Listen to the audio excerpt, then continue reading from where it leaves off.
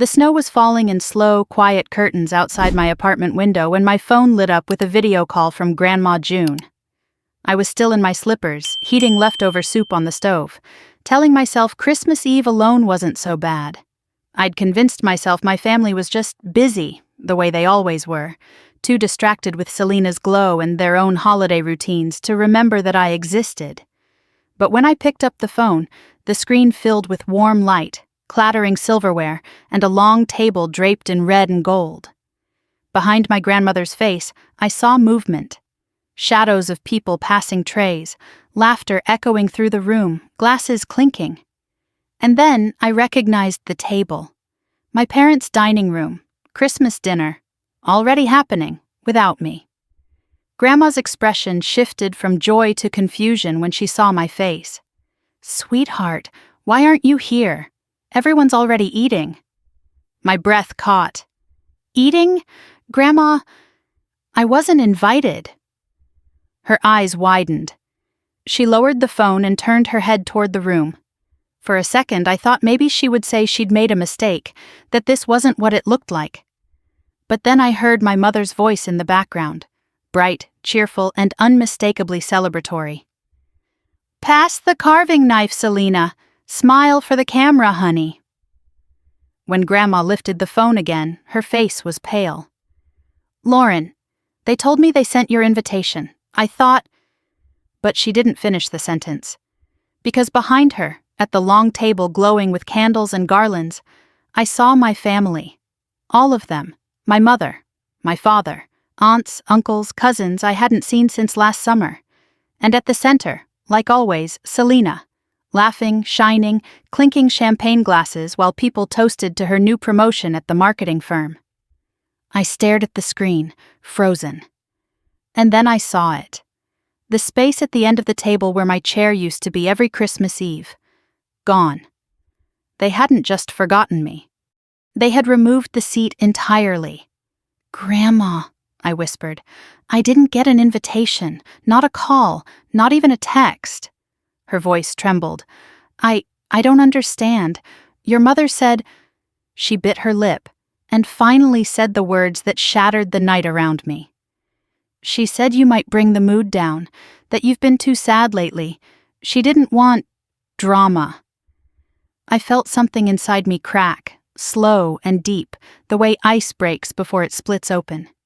Behind her, Selena raised her glass for a photo, smiling wider than I'd ever seen her smile at me.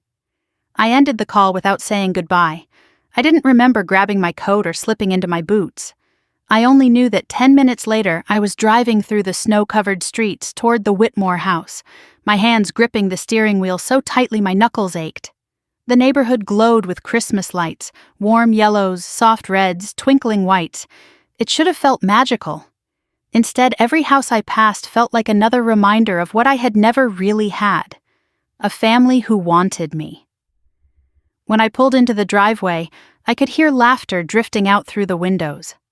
I stood on the porch for a long moment, breath fogging in the freezing air, my heart hammering so loudly I worried they might hear it from inside.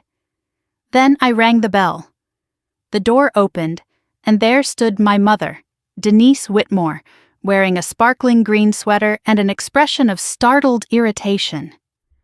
"Lauren, what on earth are you doing here?" I stepped inside without waiting for permission. The warmth hit me like a wave, along with the sight of the table I'd seen on Grandma's phone. Candles flickered, plates piled with food. Our family gathered comfortably around a celebration I wasn't meant to see. "Why didn't you invite me?" My voice came out steadier than I felt. My father looked up from carving the ham, his expression tightening. Selena swirled wine in her glass and smirked softly. My mother sighed, as if I were a child interrupting grown-up conversation. "Lauren, this was supposed to be a light, joyful evening. You've been so emotional lately. We didn't want any tension." "Tension?" I repeated quietly. My father put down the knife. "We just thought you wouldn't enjoy a big gathering," he said. "You always seem uncomfortable." Selena lifted her glass.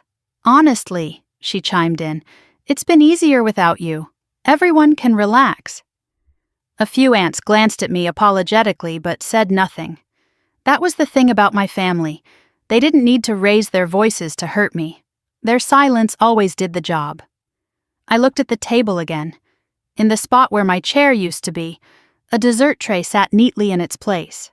Neater without me. Better without me. And suddenly, everything made sense. Every forgotten birthday, every downplayed accomplishment, every time Selena was praised while I was brushed aside.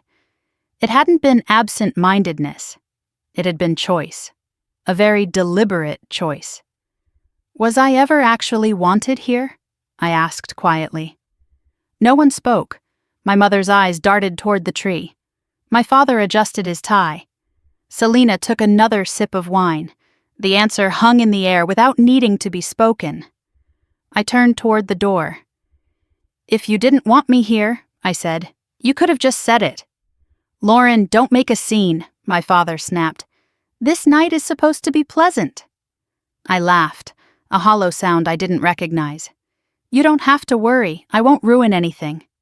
And I stepped out into the cold, pulling the door shut behind me. Their laughter resumed almost immediately. The snow was falling harder as I crossed the porch, each flake sharp against my skin. I walked slowly toward my car, feeling the weight of years pressing on my shoulders. Years of trying to earn a seat at a table that had already decided it had no place for me. I sat inside the car, breath trembling, staring at the house glowing warm behind frosted windows. How many Christmases had I tried to participate? How many years had I shown up with homemade gifts, only to watch Selena unwrap another piece of expensive jewelry while mine was placed aside, forgotten? In middle school, I had spent hours making hand-painted ornaments for everyone, only to overhear my mother call them messy little things we can throw away later. In high school, when I'd won the regional essay contest, my father had said, "That's nice," before turning to praise Selena's choir performance for the 10th time. Even as an adult, after landing my job at Neuralink Systems, they had said nothing except, "At least you'll be financially stable." That was the most praise I'd ever received. But tonight, that empty chair, replaced entirely, it was different. It wasn't subtle, it wasn't accidental. It was the proof I'd spent years trying to ignore. I was the outsider in my own family. I drove home slowly, my vision blurring at every stoplight. By the time I reached my apartment, the city felt quiet, the kind of quiet that makes you hear your own heartbeat. I dropped onto the couch, still wearing my coat, staring at the dark living room. For a long time I didn't move, didn't cry, didn't breathe. I just sat there, feeling the ache settle through my bones. Then, without meaning to, I opened my phone. No missed calls, no messages, nothing from my mother, nothing from my father, not even a "where did you go" from Selena. The only notification was from Grandma, sent minutes after the call ended. "I'm sorry, sweetheart. I thought they had included you. I love you." I pressed the phone to my chest and closed my eyes. It was the smallest message, but it was the only one that made me feel human. The rest of the night, I sat in silence, letting the truth settle, letting the shock wear off, letting the hurt breathe. And somewhere between the ringing quiet of the apartment and the memory of that glowing Christmas table, one realization took root. Small at first, then sharp as ice. They didn't forget me. They didn't overlook me. They didn't misunderstand me. They erased me. And the worst part wasn't the erasure. It was how effortless it was for them. I pulled a blanket over myself and leaned back against the couch, staring at the ceiling. My grandmother's trembling voice echoed in my mind. "They told me you might bring the mood down." I felt something shift inside me, a subtle but irreversible turning. They had shut me out of their happiest night. And maybe that meant it was time I stopped trying to force my way back in. Instead of crying, I breathed, long, steady breaths that tasted like winter. Outside my window, the snow kept falling. Inside my chest, a decision began to take shape. I wasn't sure what it meant yet, or where it would lead, but I knew it was the beginning of a different kind of story. One that didn't start at the Whitmore table. One that didn't revolve around earning a place among people who had already decided I had none. That night, as the city lights flickered and the world settled under a fresh coat of snow, I whispered something into the quiet. Something soft. Something new. Maybe I don't need them to belong. I didn't know it then, but that Christmas Eve, the night they shut me out, would be the moment everything in my life began to change.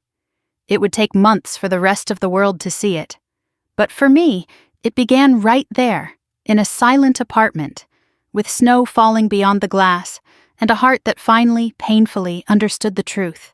They didn't want me. And one day soon, they would realize just how much that decision would cost them. The morning after Christmas Eve felt strangely quiet, as if the world had stopped spinning for a moment, just to let me sit in the heaviness of everything that had happened. I woke up still wearing the clothes from the night before, my back aching from having slept half upright on the couch.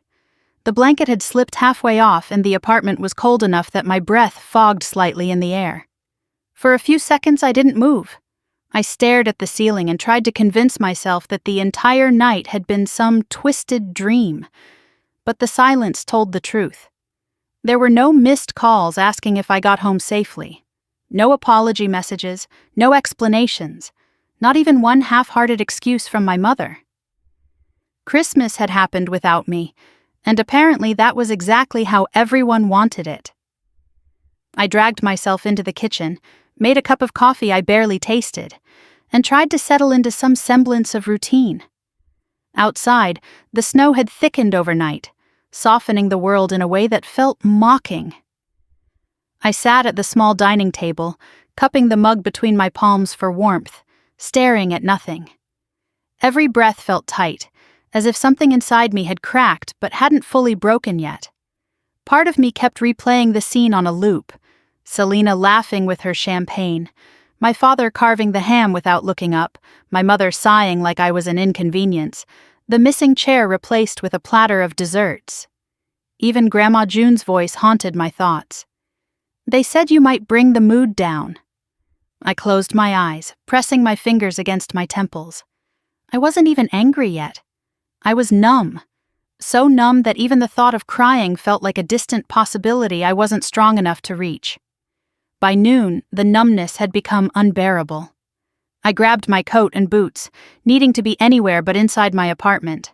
I walked without direction, letting the cold slap my cheeks awake. The streets were quieter than usual, coated in fresh snow. Families passed by me with shopping bags, kids pulling sleds, couples holding hands. It should have been comforting. Instead, it felt like watching a movie through a window, close enough to see, too far to touch. I ended up at a small park near the river, the kind of place I used to go as a teenager when I needed space from the chaos at home. I sat on a bench dusted with snow, my breath puffing out in small clouds. Why did this hurt so much? I'd known my place in the family for years. I'd known Selena was the favorite, the golden girl. I'd known my achievements were invisible unless they benefited the family's image. I'd known that any moment I showed sadness, anxiety, or exhaustion was labeled as too much. I'd known all of that, but knowing something doesn't soften it when it unfolds in front of you with cruel clarity. My phone rang, startling me. For a heartbeat, I thought it might finally be one of them. But when I checked the screen, it was Julian. His name lit up against the winter light, and something inside me softened.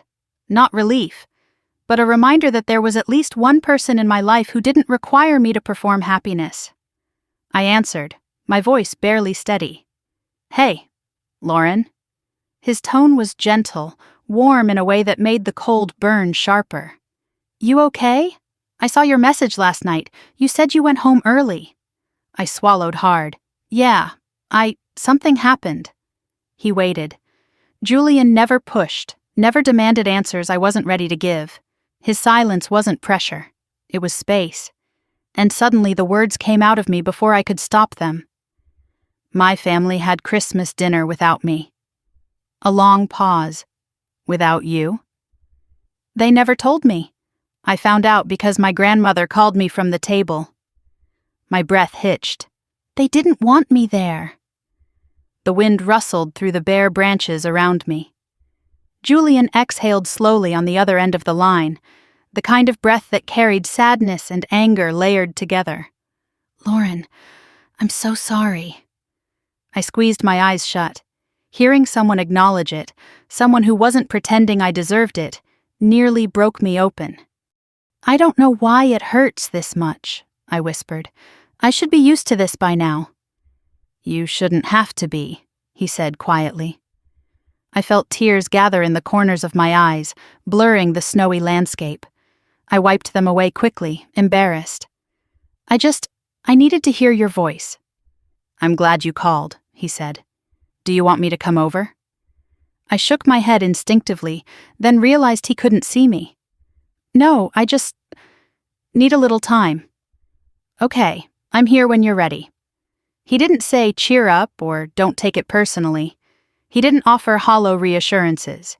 He just stayed with me a moment longer, breathing softly on the other end of the line before saying goodbye. I stayed in the park until the cold sank into my bones. By the time I returned home, the air inside felt warmer than before, as if stepping out into the world had reminded me that being alone wasn't always a curse. It was also a refuge from being hurt.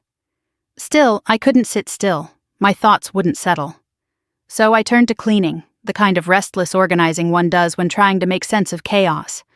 I pulled open drawers, straightened stacks of mail, refolded blankets. Then, in a small wooden box I hadn't opened in years, I found something I hadn't expected. An old photo, me and Selena. From when we were kids, I was maybe 8, she 5. We were standing in front of the Christmas tree. Selena was beaming, dressed in a sparkly red dress. I was beside her, wearing a sweater too big for me, holding a handmade ornament I'd painted. The edges of the photo were worn from time.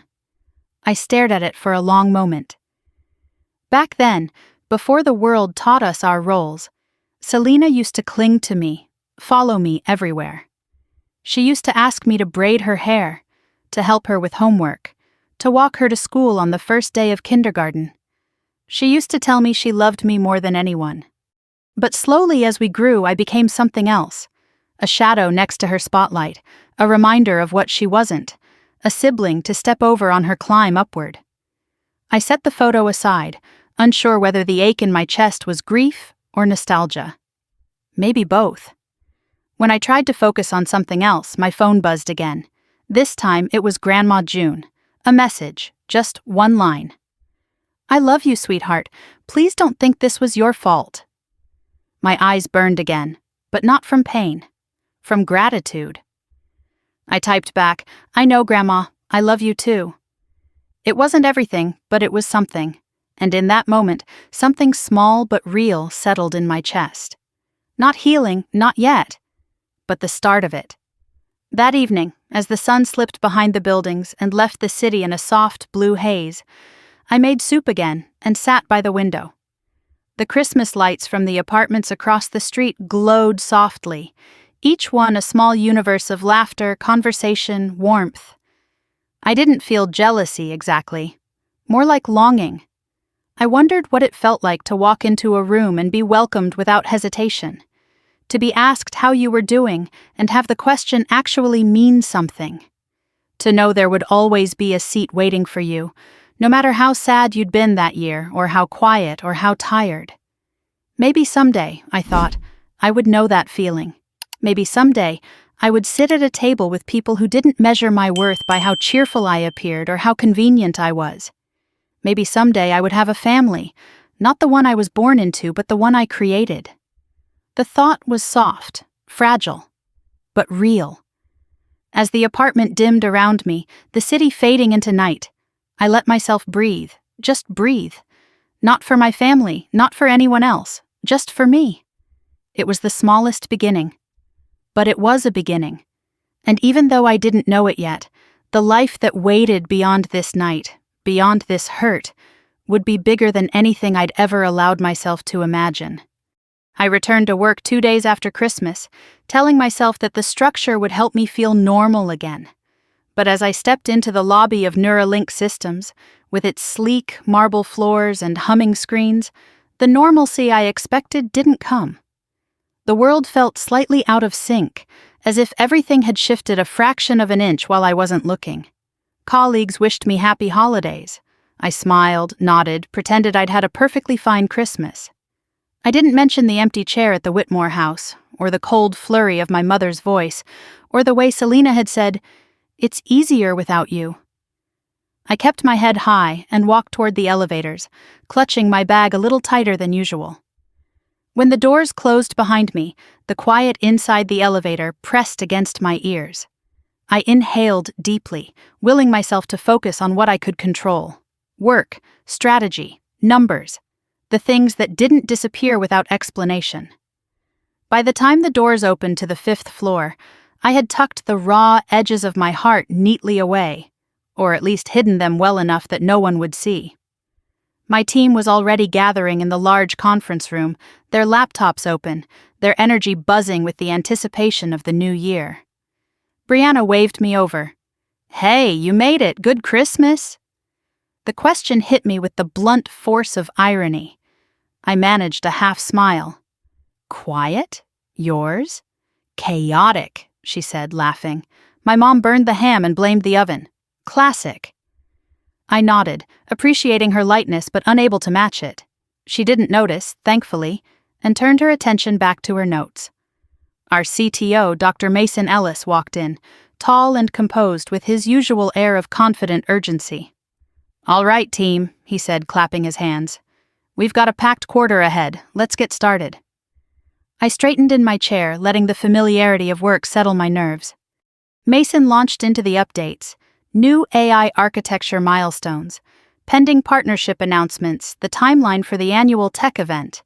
When he said my name, I barely caught it. "And Lauren will be leading the presentation for our behavioral analytics integration." A few heads turned to me. I blinked. "Me?" Mason nodded. "Yes, you built the backbone of this model. You should be the one presenting it to the board, and at the spring showcase." Heat rose to my cheeks. "Thank you. Of course, I'll do it." The team clapped lightly, murmuring encouragement. For a second, everything softened. For a second, I felt seen. After the meeting, Mason pulled me aside as the others filtered out. "You doing okay?" he asked quietly. I froze. Had something slipped through my expression? "I'm fine," I said quickly.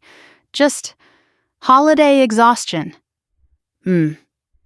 He studied me with the perceptiveness of someone who'd been in this industry long enough to recognize the masks people wore. "Well, if you need anything, my door's open." I nodded, grateful but embarrassed by how close his simple concern felt to splitting me open. The rest of the morning moved quickly. Data reviews, system checks, follow-up meetings. I buried myself in productivity, letting it fill the space where sadness still lingered. But around noon, when I stepped into the hallway to refill my water bottle, my phone buzzed in my pocket, a text from a number I didn't save. "Dad. Please call when free." I stared at the screen as if it were written in a foreign language. I slid the phone back into my bag without responding. In the break room, the window overlooked the frozen river winding through the business district. I stood there, watching sunlight bounce off the ice like scattered glass. My reflection looked oddly distant, shoulders slightly slumped, eyes tired in a way concealer couldn't fix. I'd spent years trying to be unnoticeable in the Whitmore house. At Neuralink, that instinct sometimes followed me like a shadow. Don't stand out too much, don't take up too much space, don't inconvenience anyone. But here, no one asked me to shrink. They asked me to lead, to contribute, to be myself. Maybe that was why the contrast hurt so much. When I returned to my desk, I found an email invitation waiting for me. A rehearsal meeting for the tech event's Rising Innovator Award. My name was on the list, shortlisted. My breath caught. I reread the subject line twice, trying to process it. I wasn't a favorite. I wasn't anyone's spotlight. Yet here I was, shortlisted. I pressed a hand to my chest, feeling a slow warmth spread beneath my palm. For a moment, I wished I could call someone who'd understand, someone who'd celebrate with me. But the only person who came to mind was Julian. I hesitated, then typed a message. Got some surprising news today. Can I call you later? He replied almost instantly.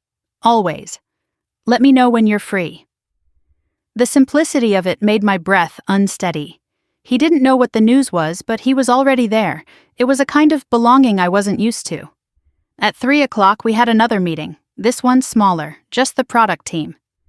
When I walked in, Brianna raised both hands in a triumphant gesture. We heard, rising innovator, go you. I flushed. You guys saw already? Marcus grinned. It's on the internal feed. Big news. Eloise leaned forward. You deserve it, Lauren. The sincerity in her voice made my eyes sting unexpectedly. I blinked quickly, nodding. Thank you. Really. After the meeting, as we packed up, Marcus nudged me lightly. Hey, a bunch of us are grabbing dinner Friday. You coming? I hesitated.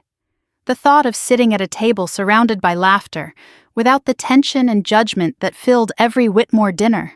It felt foreign, scary, but maybe healing. Yeah, I said softly. I'll come. The afternoon passed in a blur of work. Lines of code, data visualizations, performance forecasts. The rhythm steadied me. But around 5, my phone buzzed again with a notification. This time from Instagram. Someone had tagged me in a photo. My stomach lurched, expecting something from family. But when I opened it, I froze. It was one of the group photos from the small holiday gathering my team had held earlier that month, before Christmas, before everything had fallen apart. I was standing between Brianna and Marcus, smiling in a way I hardly recognized now. The comments were light-hearted, celebratory. No tension, no sarcasm, no undercurrent of comparison. Just people happy to be together. And for the first time in days, I felt a little less alone. When I finally left the office, the sun had set, leaving the sky a deep violet. The city was alive with lights reflecting on snowbanks. My breath fogged as I stepped outside, pulling my coat tighter. As I walked toward the subway, the cold stung my cheeks, but the motion felt grounding. My phone buzzed again, this time a FaceTime request. Julian. I stopped on the sidewalk debating whether to answer. But the thought of his voice, steady and warm, was too tempting. I pressed accept. His face appeared immediately, framed by soft lamplight in his apartment. Hey, he said gently, you made it through the day. I exhaled a laugh. Barely. Want to tell me your news? I bit my lip, startled by a sudden flush of pride. I got shortlisted for the Rising Innovator Award. His eyes widened, then lit with something bright and fierce. Lauren, that's incredible, that's huge. The sincerity in his voice hit me like warmth through the cold air. I'm really proud of you, he added, and the words hit deeper than they should have. Proud. No one in my family had ever said that word to me, not once. Not when I graduated top of my class, not when I got my job at Neuralink, not when I won departmental awards. But Julian said it without hesitation, without reservation, without expecting anything in return. I swallowed, staring at the snowy sidewalk beneath my feet. Thank you, I whispered. It means a lot. He watched me carefully. You don't have to tell me anything you're not ready to, but I want you to know this. Your worth isn't determined by who fails to see it. The ache in my chest loosened slowly. I'm trying to believe that. I'll help you, he said, smiling. One step at a time. When we ended the call, my hands were trembling, but not from the cold. Something inside me had shifted, subtle but real. I no longer felt like I was standing outside everything good. For the first time, it felt like a door was opening. I walked the remaining blocks to my apartment with a sense of quiet clarity. When I stepped inside, the silence didn't feel as suffocating. I made tea, sat at my desk, and opened the presentation draft for the tech event. My hands moved steadily over the keyboard, shaping ideas that felt stronger than the doubts echoing in my mind. Around 7, my phone vibrated once more. A text from Grandma June. Thinking of you tonight. You're stronger than you know. I pressed a hand to my chest, letting the words settle. Maybe she was right. Maybe strength wasn't always the loud, victorious kind. Sometimes it was just surviving the night your family shut the door on you, and waking up determined to build a life where you were wanted. I worked late into the evening, interrupted only by the soft hum of the radiator and the distant sound of cars on the street. At some point, I glanced up at the window and saw my reflection, tired but steadier than before. The girl who had stood on that icy porch, begging to be seen, was still inside me, bruised but breathing. But the woman sitting at her desk, shaping her own future, refusing to shrink for anyone, that woman was growing stronger. When I finally turned off the lights and crawled into bed, I felt the smallest flicker of hope. A fragile spark, but real. And as my eyes drifted shut, I whispered to the darkness, as if promising myself something sacred. I won't chase people who don't want me, not anymore. The snow continued falling through the night, blanketing the city in quiet. And somewhere inside that vast, silent world, a new beginning was quietly taking shape, one that had nothing to do with the Whitmore name. The first week of January moved with the kind of speed that leaves you breathless, as if the universe had decided that the only way forward was through motion. I walked into Neuralink on Monday morning, feeling like a different version of myself. Still bruised, still carrying the weight of Christmas Eve in quiet, invisible ways, but no longer willing to fold under it. Something had shifted, and work, with its predictability and structure, became the space where I could breathe again. The office buzzed with post-holiday energy. Screens flickered with dashboards and code, teams huddled in corners with coffee cups, and the hum of focused conversation filled the air. But even in all the noise, I felt oddly steady, as if I'd finally placed one foot on solid ground. When I reached my desk, a notification popped up immediately. Rising Innovator Nominee, Press Session Update. My stomach fluttered. I wasn't used to seeing my name attached to things with weight, at least not outside of spreadsheets and performance reports. I opened the email. It confirmed that I needed to attend a briefing that afternoon for potential speakers at the spring tech event. I inhaled slowly, letting the significance settle. It wasn't pride yet, at least not the kind that glows. It was quieter than that, more like the warmth of stepping into a room where you're finally invited to speak. "Morning, Star," Brianna said, sliding into the seat beside me with a grin. I blinked. "What?" "Well, you're basically famous now," she said, nodding toward her screen. "Internal newsfeed put up a section about nominees. You're front and center." Heat crept up my neck. "Oh, God." "Don't be embarrassed," she laughed. "It's about time people noticed you." Her words caught me off guard. Not because they were dramatic, but because of how casually she said them, as if it were the most obvious truth in the world. Before I could respond, the CTO, Dr. Seraphine Liu, appeared in the doorway of her office and motioned me in. I followed her, my pulse quickening. Seraphine was known for being brilliant and razor-sharp, but she also had an uncanny way of reading people. Her office was warm and minimalist, soft music drifting from a corner speaker. She closed the door gently behind me. "Lauren," she said with a smile, "I wanted to congratulate you. The nomination is well-deserved." "Thank you," I said quietly. She studied me for a long, thoughtful moment. "You've been doing exceptional work. Your strategy proposals have changed the trajectory of our next quarter." I nodded, unsure how to respond. "But," she continued, clasping her hands, "visibility brings attention, and attention brings unexpected people." I frowned slightly. "What do you mean?" She tilted her head. "Sometimes, when the world starts to recognize your value, the ones who overlooked you the longest try to come back. Not because they've changed, but because they smell opportunity." My breath caught. I didn't tell her about Christmas Eve. I didn't need to.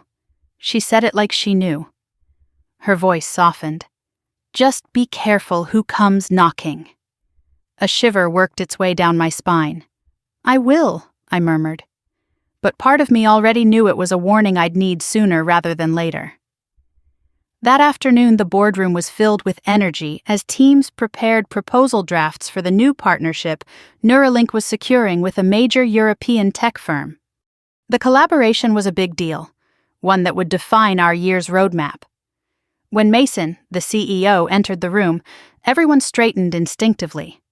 He had the presence of someone who'd built an empire from ground zero and didn't intend to slow down. He scanned the room, then landed on me. "Lauren," he said, "walk us through your user behavior integration model." I swallowed, but my voice held steady as I stood. I pulled up my slides, explaining how the adaptive algorithms would personalize user pathways in real time. As I spoke, the room quieted, not with disinterest, but with attention. Actual attention. By the time I finished, Mason nodded with approval. "Excellent. Your segment will anchor our pitch next month." He paused. "You'll present this yourself." A ripple of pride, strange and fragile, moved through me. "Of course," I said. "I'd be honored." When the meeting ended, a man approached me, mid-30s, camera bag slung over his shoulder, press badge clipped to his jacket. "Lauren Whitmore?" I froze. "Yes?" He extended his hand. "Daniel Cho, TechSphere magazine. We met briefly last month." His grin was friendly, perceptive in a way that made me straighten. "Your nomination caught my eye. I think your story would resonate with a lot of people." "My story?" I repeated warily. He shrugged. "A young woman in AI leading major initiatives in a male-dominated sector. Rising innovator. Genuine talent." He leaned in just slightly. "Unless there's more to the story that should stay off the record?" I stiffened, pulse spiking. Christmas Eve flickered at the edges of my mind like a wound reopening. He raised his hands gently. "Hey, I'm not digging. You just looked familiar. Familiar in the way people do when they've fought harder than most to be where they are." My throat tightened. "I appreciate it," I managed. He smiled warmly. "If you're open to an interview, I'd love to highlight your work." For a moment, I imagined my parents stumbling on an article about me, imagined my mother's forced, tight smile, my father's dismissive shrug, Selena's narrowed eyes, and I almost said no. But something inside me, something small and tired but stubborn, whispered, "Why not be seen for once?" "I'll think about it," I said. His eyes softened. "That's all I ask." That evening, I went to dinner with my small circle from Neuralink, Brianna, Marcus, and Eloise. We gathered at a cozy little fusion restaurant downtown. The table was cluttered with steaming bowls and plates of shared dishes. The warm hum of conversation wrapped around us like a cocoon. Marcus raised his glass.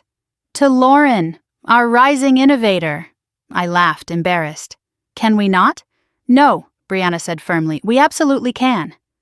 Their smiles were wide, bright, genuine, not performative, not competitive. No shadows of comparison, no one scanning the room to see who was noticing. It felt safe. Safe in a way family dinners had never been.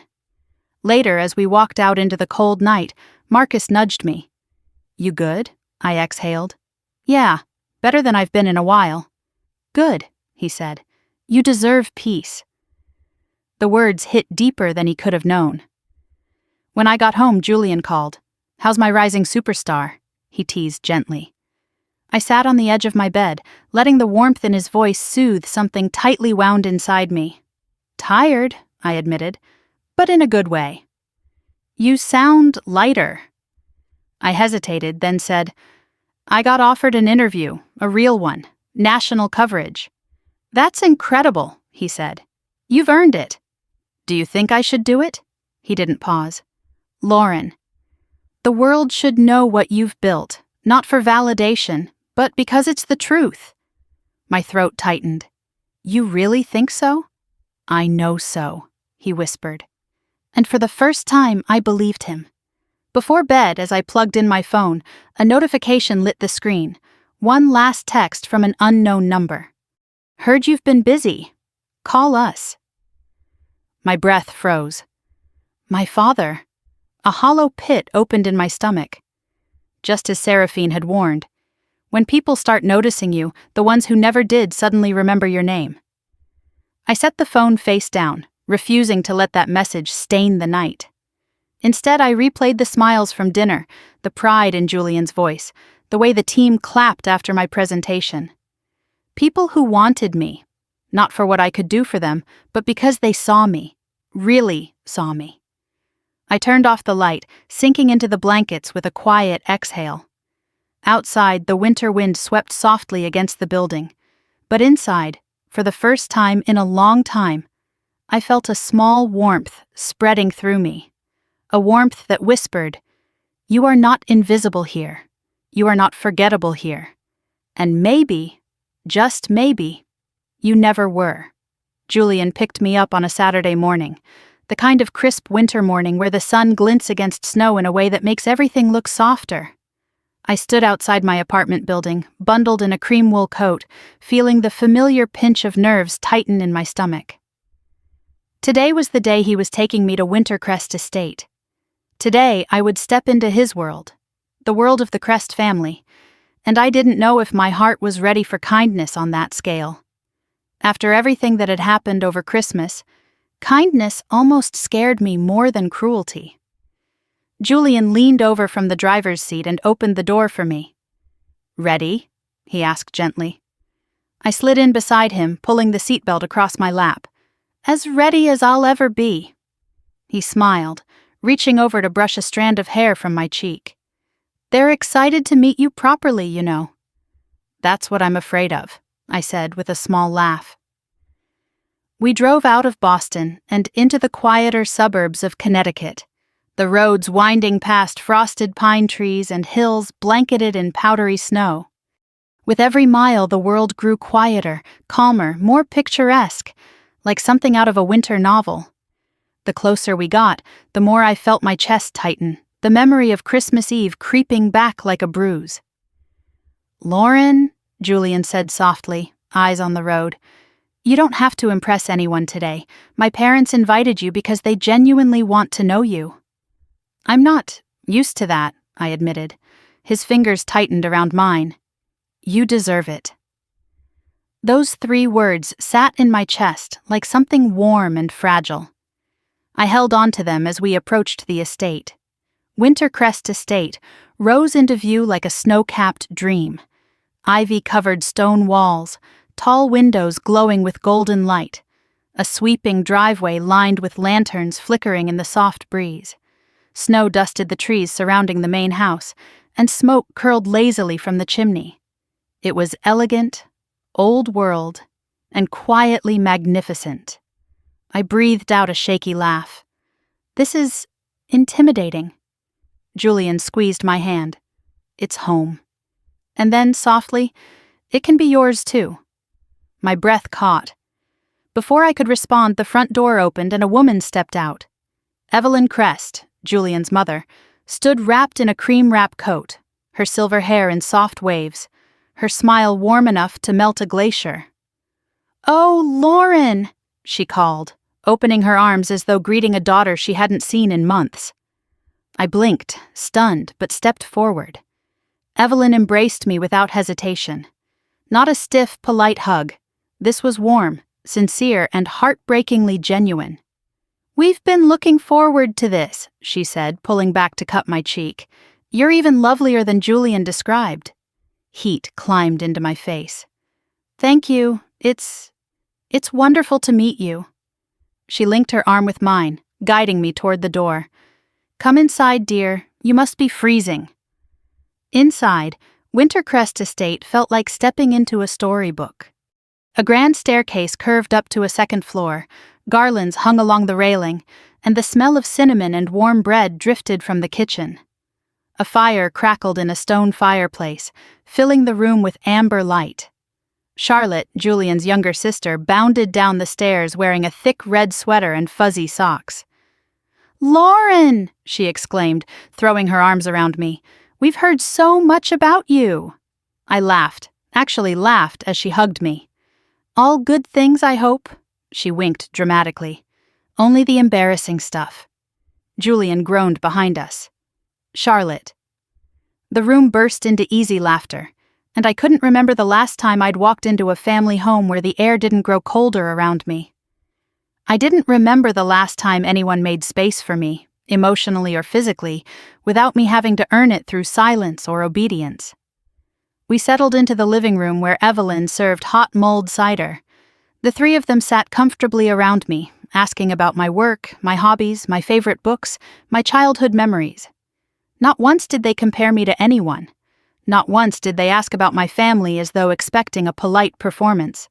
When I paused or hesitated, they waited, not impatiently, not judgmentally, but gently, as if giving me time was the most natural thing in the world. It was disorienting, beautifully disorienting. At some point, Charlotte leaned forward. "So, is it true you taught yourself Python just because you were bored one summer?" I laughed softly. Bored and competitive. I wanted to prove to myself I could learn something new. "That's amazing," she said, eyes bright. "Teach me sometime?" "Of course," I said, surprised by how easily the words came. Julian watched me with that soft, steady smile he wore only when he thought I wasn't looking. After tea, Evelyn touched my arm. "Come, dear. Walk with me for a moment." She led me down a hallway lined with family photos. Smiling faces, vacations, graduations, Christmas mornings. All the things I never had. All the moments my family had orchestrated without me, even before they removed the chair at their table. We stepped into a small conservatory filled with plants, even in the dead of winter. Evelyn turned to me, her expression sobering slightly. "Julian cares for you very deeply," she said quietly. "And I can see why. You are thoughtful, strong, and incredibly kind." My throat tightened. She continued gently. "I hope you know that whatever your relationship with your own family looks like, you have a place here, always." I blinked quickly, but tears still welled. "Thank you," I whispered. "You don't know how much that means." She squeezed my hands. "Maybe I do." When we returned to the living room, the lights dimmed suddenly, and Charlotte appeared with a cake blazing with tiny sparklers. "Surprise!" she shouted. "We thought we'd have a little celebration." My mouth fell open. "A celebration for what?" Evelyn smiled. "To officially welcome you to our family." I froze, staring at the glowing cake. My own family hadn't bothered to save me a chair for Christmas dinner, and here, people who had known me for only months were celebrating me, because I existed, because I mattered. Julian stepped beside me, his hand brushing mine before intertwining our fingers. "You're part of my life, Lauren. I want my family to know the woman I love." My breath caught in my throat. "Julian!" He guided me forward as his family clapped and cheered. I couldn't wipe the smile off my face if I tried. The glow of the sparklers illuminated the warmth in their eyes, the kind of warmth I'd never seen directed at me across any holiday table. After cake, we took photos in front of the fireplace. Charlotte insisted on capturing every angle, her words, and the flash reflected off the delicate engagement ring on my finger. A photographer cousin snapped a few professional shots too, saying, "These are going to turn out beautifully." I had no idea then that those very photos would spread across social media months later, sparking a wildfire of attention that would reach even the walls of the crumbling Whitmore household. But in that moment, all I felt was joy. Later, Julian and I stepped out onto the back terrace to escape the lively chatter. The estate grounds stretched out around us, gardens sleeping under the snow, lanterns flickering along stone paths, and a sky full of stars. The cold bit at my skin, but Julian wrapped his coat around my shoulders and pulled me close. "How are you holding up?" he asked softly. I exhaled, watching my breath cloud in the air. "I don't know. This is all new." "Too much?" "Not too much," I said quickly. "Just different from anything I've known." Julian brushed his thumb along my jaw. "You deserve this kind of warmth." A lump formed in my throat. "I'm scared," I admitted. "Every time something good happens, I feel like it can disappear just as quickly." He pressed his forehead against mine. This won't disappear. I leaned into him, letting his steadiness anchor me. Inside the house, laughter drifted outward, light, unforced, nothing like the brittle politeness of my childhood home. After a long moment, Julian whispered, "I want you in my family, not later, not someday. Now." My breath trembled. "Are you sure?" He smiled. "I've never been more sure." When we walked back inside, Evelyn approached with a soft, proud smile. "Before the night ends," she said, "I want you to know something." "What's that?" I asked. She glanced between Julian and me. "You will always have a seat at our table, Lauren, no matter the day, no matter the season." My chest tightened, and tears pressed behind my eyes, because those were the words I'd been waiting to hear my entire life. On the drive back that night, the estate lights faded behind us, but the warmth didn't. I rested my head against the window, watching snow drift across the glass in swirling patterns, and I let myself feel something I hadn't allowed in a long time. Hope. Hope for a family I could one day call my own. Hope for a life where I didn't have to beg to belong. Hope that the empty Christmas chair wasn't the end of my story, just the beginning of a new one. And beside me, Julian reached for my hand without a word, as if he knew I'd been waiting for that too. The morning after our visit to Wintercrest Estate, I woke with a kind of warmth I didn't recognize at first. It wasn't from the soft blanket tangled around my legs or the sunlight spilling across my sheets. It came from something deeper, something quieter, the feeling of finally being accepted without conditions. I lay still for a moment, listening to the muffled city sounds outside my window, letting that realization settle. For the first time in years, maybe ever, I felt wanted. But the feeling was fragile, delicate as frost on a window pane. Because beneath it ran another truth. My family still hadn't called, not once. Not to ask why I'd been missing from the Christmas photos they proudly posted. Not to ask how I'd been, not even to pretend they cared. If anything, the silence confirmed what I'd always known. I didn't belong in their world. Still, as I made coffee and prepared for the week ahead, I found myself replaying moments from the night at Wintercrest. Evelyn's warm smile, Charlotte's easy laughter, Julian's quiet pride when he held my hand. Their kindness had wrapped around me like a blanket I never knew I needed, and though part of me feared it, another part began to bloom in its warmth. By Monday morning, Neuralink was buzzing with its usual energy. Screens flickered, keyboards clicked, and the hum of innovation filled the air like electricity. I walked through the doors feeling steadier than I had in weeks. There were deadlines to meet, prototypes to refine, and a major pitch to finalize. It felt good, comforting, to slip back into the rhythm of something that didn't crumble beneath me. But as I settled into my desk, logging into the system, my phone buzzed.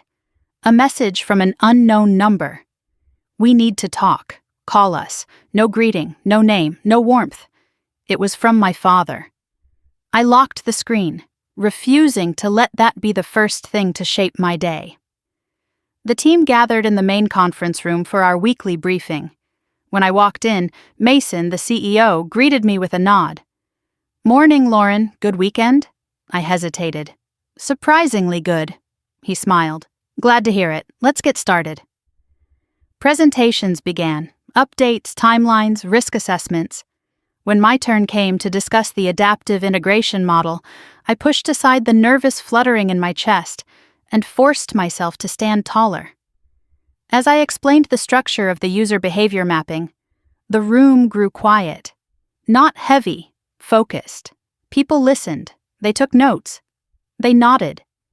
When I finished, Mason leaned back in his chair, studying the data. Then he looked up at me. "Exceptional work."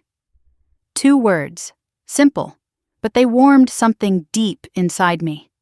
"Thank you," I said, trying not to let my voice tremble. After the meeting, Brianna caught up with me. "Lunch later?" she asked, linking her arm with mine for a moment. "Yeah," I smiled. "I'd like that." She grinned. "Good, you deserve a break." As I turned to head back to my desk, my phone buzzed again.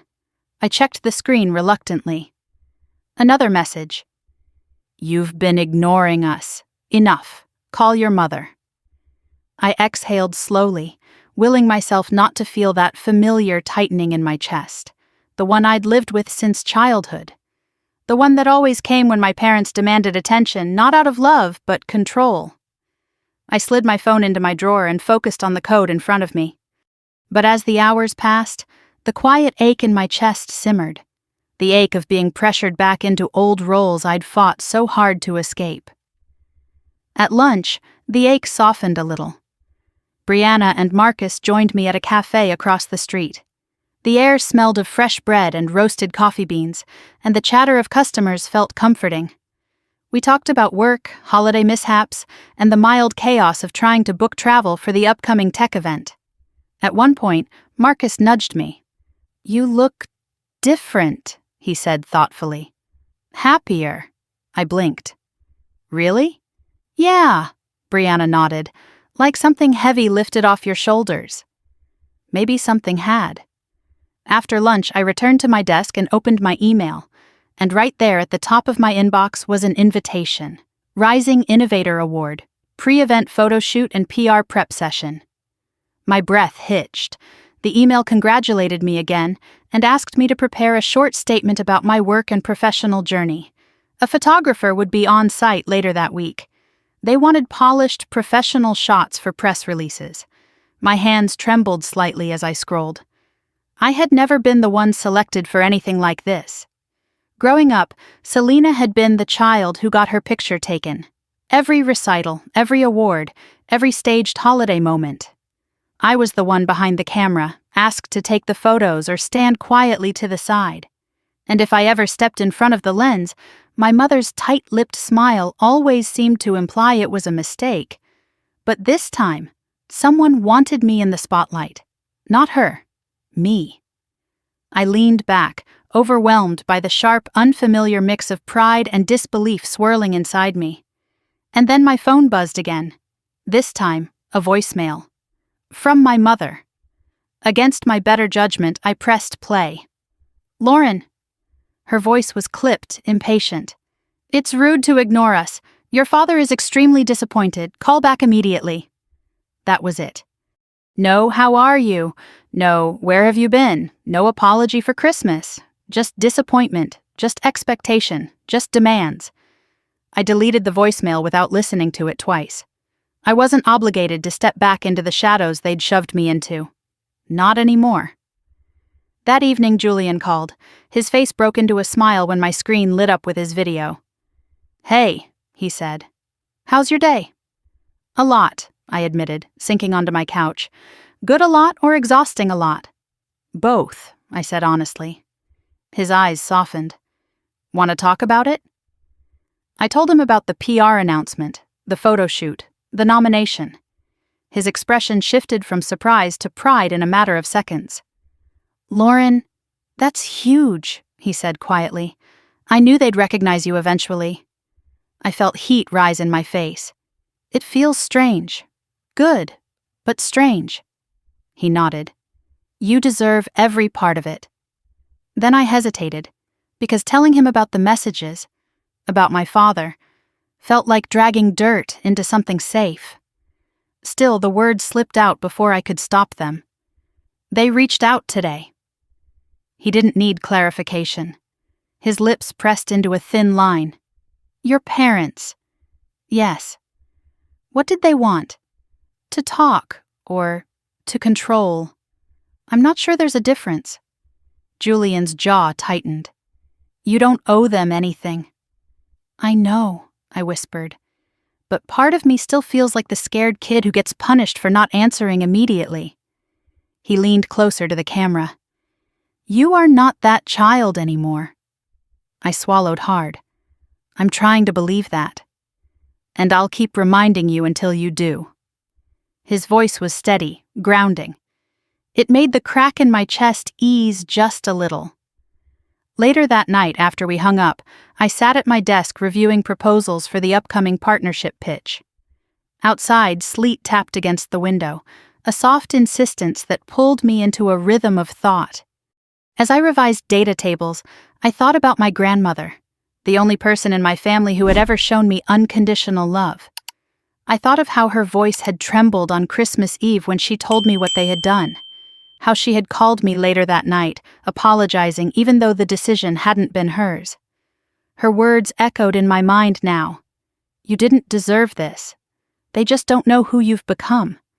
And maybe that was true. Maybe they would never know. Because while they were busy dismissing me, shutting doors, removing chairs from tables, I'd been building something different. A life, a career, a circle of people who didn't require me to shrink. I was becoming someone they could no longer recognize. Someone who didn't need their approval to feel whole. As the clock neared midnight, I rubbed my temples and closed my laptop. The apartment was quiet except for the hum of the heater. I walked over to the window and stared out at the glowing city lights. In the reflection, I searched for the version of myself I'd been last year, the woman who still clung to the hope that her parents would one day look at her and see something worth celebrating. She wasn't there anymore. The woman in the glass looked steadier, clearer, braver. She looked like someone beginning to understand her worth. And as I stood there, watching snow fall softly against the streetlights, I realized something. My parents' silence wasn't the center of my story anymore. The warmth of Wintercrest Estate, the pride of my colleagues, the rising recognition of my work, the steady love in Julian's voice. Those were the things that shaped me now, not the empty chair at Christmas dinner. I turned off the lights, slid beneath my blankets, and let sleep find me slowly. And before my eyes closed, I whispered into the darkness, I'm done chasing people who don't want me. For the first time, the words didn't hurt. They felt like freedom. The snow had thickened overnight, blanketing the city in heavy drifts that softened sound and slowed traffic to a sluggish crawl. By the time Friday morning arrived, I was already awake before my alarm, lying still beneath the covers, staring at the ceiling as the faint blue of dawn slipped through the blinds. Today was my Rising Innovator photo shoot, the first real public-facing moment of my professional life. The idea thrilled and terrified me in equal measure. I dressed carefully, choosing a charcoal gray blouse and fitted trousers that struck the right balance between confident and understated. As I fastened a simple pair of gold earrings, I caught my reflection in the mirror. My eyes looked clearer than they had a month ago, my posture straighter. Still, a quiet, nervous energy crackled beneath my skin, as if a storm lingered on the horizon. At Neuralink, the photo team had set up a temporary studio in one of the glass-walled conference rooms. Softbox lights glowed like miniature suns. Backdrops of deep blue and neutral gray hung from metal stands. A table lined with makeup brushes and touch-up products sat to the side. When I stepped inside, a woman with bright auburn hair greeted me warmly. "You must be Lauren," she said. "I'm Celine. I'll be doing your makeup today. Natural, polished, but nothing too heavy. You have great angles." I laughed nervously. "I don't really do photo things." "Well, today you do," she smiled. "Sit, we'll make this painless." As she worked, she kept the conversation light. Nothing probing, nothing intrusive. When she stepped back and handed me a mirror, I almost didn't recognize the woman looking back. Not because I looked different, but because I looked like someone who deserved to be photographed. The photographer, a man named Alex, waved me over next. "All right, Lauren," he said, clapping his hands. "Congratulations on your nomination. Let's capture the moment." He positioned me under the lights, adjusting angles, nudging my shoulders back, tilting my chin slightly upward. I felt awkward at first, stiff and over-serious, but he cracked a few jokes that helped me ease into the moment. There were shots of me seated with my laptop, standing with crossed arms, smiling candidly, and looking thoughtfully into the distance. After 20 minutes, he lowered the camera. "Perfect. These will look fantastic in the press kit." I nodded, trying to swallow the lump of emotion in my throat. Somewhere deep inside, the kid who had always been asked to step out of family photos whispered, "They're actually choosing you." When Alex left the room, I sat on a chair near the window, letting the weight of it settle. Before I could process it fully, Mason entered, closing the door behind him. "You ready for the press prep session?" he asked.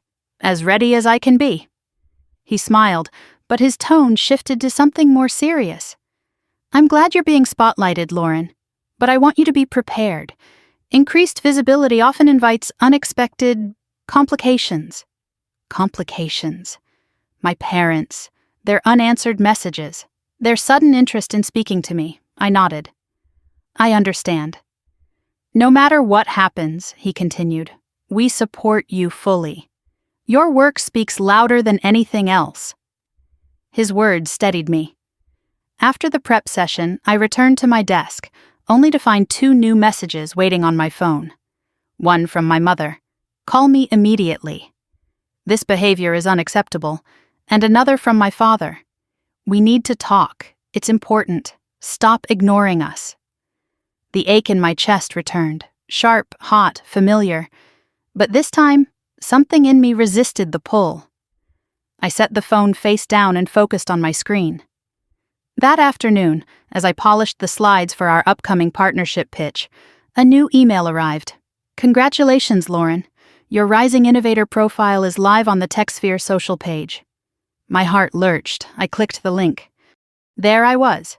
My photo, professional, polished, confident, next to a short summary of my work, accomplishments, and the integration model I'd designed. The article praised my technical insight and highlighted my leadership on the analytics initiative. It was surreal. I scrolled through the comments, dozens of them. "Brilliant engineer, excited to see her presentation."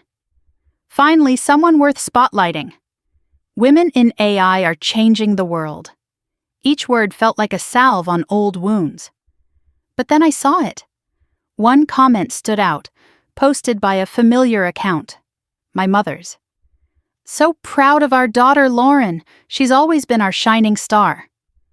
My stomach twisted painfully. My shining star. 3 weeks earlier, she couldn't even be bothered to save me a chair. A hot wave of anger rose in my chest. Not loud, not explosive, controlled, cold. The kind of anger born from years of being erased. I clicked her profile. Every trace of Christmas Eve still lingered. Photos of my father carving dinner, Selena posing in her pink velvet dress beside the tree, my grandmother smiling faintly. But when I found the group photo, my empty space replaced with a decorative poinsettia, I had to look away. My phone buzzed. Another message. "You're embarrassing us. Call back." I closed my laptop at once, the emotional collision too heavy to carry. I needed air. Outside, the wind howled through the narrow streets as I walked briskly, letting the bitter cold sting my cheeks awake. Snow swirled violently. My breath hitched in the frigid air.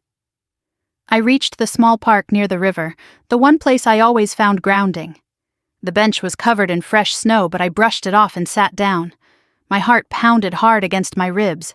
Anger, hurt, confusion, pride, hope. A storm of emotions clashing all at once. I didn't even hear footsteps crunching in the snow behind me until someone sat down beside me, Julian. He didn't say anything at first. He placed a thermos in my hands. Warmth seeped into my skin. I stared ahead. "How did you find me?" "You weren't answering," he said softly. "I figured you'd be here." Something in me cracked open. "Why do they only want me when it benefits them?" I whispered. He exhaled, long and slow. "Because some people don't see your worth until someone else does." I clenched the thermos tighter. "It hurts." "I know." "They ignored me for years," I said, voice trembling. "Then Christmas happened. And now suddenly I'm their shining star? I can't." I shook my head. "I can't be what they want when they only want the version of me that gives them something." Julian gently turned my face toward him. "You don't owe them anything." "But they're still my family." "Family is who shows up," he said firmly, "not who demands." The wind howled louder, but somehow his words quieted the storm inside me. I leaned into him slightly, his arm wrapped around my shoulders, shielding me from the biting cold.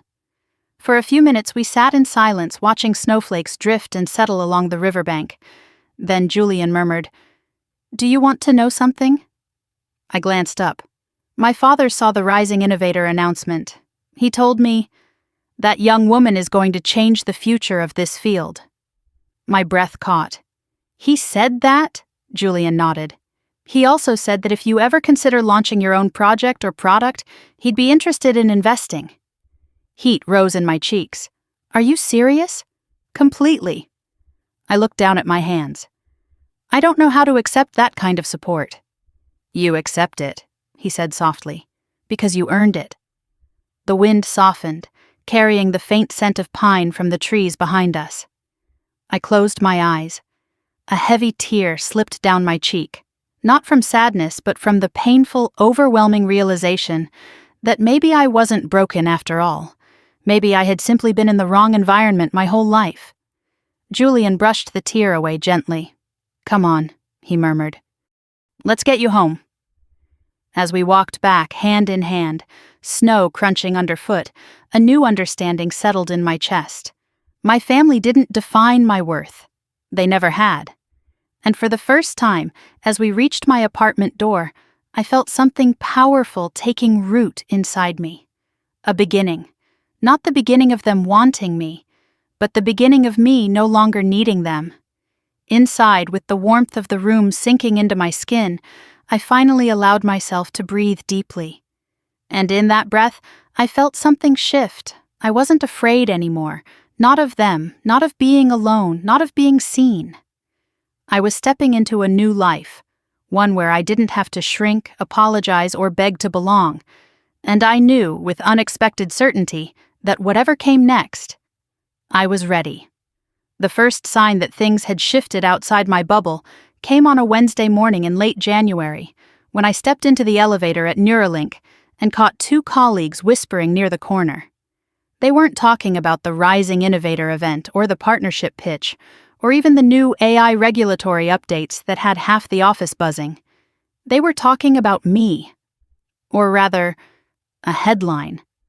I didn't catch all of it, just a few pieces floated through the closing elevator doors. Viral, winter estate, engagement photos, and she looked like royalty. My stomach dropped, but I kept my expression neutral. By the time the elevator reached the 5th floor, my pulse felt like a drum against my ribs. I hurried to my desk, fumbling to unlock my phone before my mind spun out with possibilities. And then I saw it. A notification from TechSphere's social page, another from an industry forum, and 3 from coworkers tagging me on Slack with excited emojis. When I opened the article, my breath froze. It was the professional photos from the Wintercrest visit. Someone, most likely Charlotte, enthusiastic as ever, had shared the shots with her photography club online. One of her followers must have recognized Julian's last name, connected him to the Crest family, and from there, a moderator for a tech forum had reposted the image of me standing on the terrace with the snow falling softly behind me. The lighting was warm and golden. My hair blew slightly in the wind. The engagement ring glinted on my finger. The caption read, "Rising Innovator nominee Lauren Whitaker seen at Wintercrest Estate. Crest family insiders congratulate the future tech leader." Within hours, the post had gone viral. Industry leaders shared it. Investors commented. Women in STEM reshared it with encouraging notes. People praised the beauty of the photo, the elegance, the sense of accomplishment. Most of them didn't know me personally, but the ones who did commented with genuine excitement. But what mattered most, the part that turned my stomach to ice, was the realization that my family would see this too. My hands trembled as I scrolled through the reposts. I clicked one that had thousands of likes already. The top comment burned into my vision. "Hard to believe this is the same girl her family called a failure. Guess they're eating their words now." I sat still, breath shallow. Someone new. Someone new. Before I could process it, a familiar name flashed across my screen. My sister, Selena. A message request from her. "Is this real? You were at some mansion? With UHO?" I swallowed hard. my chest tightening with an old familiar panic. Another message came instantly. "Why didn't you tell us? Mom is freaking out. Dad too." I didn't answer. Instead, I set the phone down and gripped the edge of my desk until the tremor in my hands eased. The office around me hummed with casual productivity, but inside I felt the air thin. I wasn't ready to deal with them. Not yet. A knock on my desk snapped me out of it. Brianna leaned against the partition, smiling wide. "Lauren, oh my God, have you seen your photos? They're stunning. You look like you stepped out of a winter movie." I let out a nervous laugh. Yeah, saw them." "Seriously, you're glowing." Her voice softened. "You okay?